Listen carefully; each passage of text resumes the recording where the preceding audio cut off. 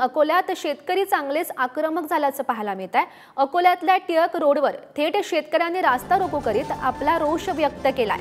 जादा उत्पादन देणारे तसेच पसंतीचे कपाशीचे पुरेसे बियाणे मिळत नसल्यानं शेतकऱ्यांमध्ये प्रचंड रोष आहे। मागील 4 दिवसांपासून शेतकरी पहाटेपासून कृषी केंद्रावर बियाणे खरेदीसाठी रांगा करतायत। मात्र कृषी केंद्र चालकांकडून आज दुकान उघडण्यात न आल्यानं संतापलेल्या शेतकऱ्यांनी हा रास्ता रोको करीत चक्क जाम आंदोलन केलंय। या हंगामात बियाणं खरेदीला सुरुवात झाली। यंदा बियाण्याचा मोठ्या प्रमाणात तुटवडा जाणवतोय, त्यामुळे जिल्हाभरातील अनेक कृषी केंद्रावर शेतकऱ्यांच्या बियाणे खरेदीसाठी पहाटेपासूनच रांगा दिसून येत आहेत। केंद्रावर नंबर लागल्यानंतर केवळ शेतकऱ्यांच्या हाती केवळ 2च पॅकेट बियाण्याचे मिळत असल्यानं हा शेतकऱ्यांमध्ये प्रचंड रोष आहे।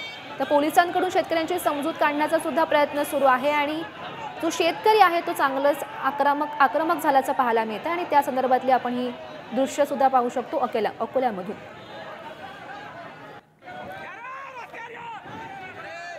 Thank you.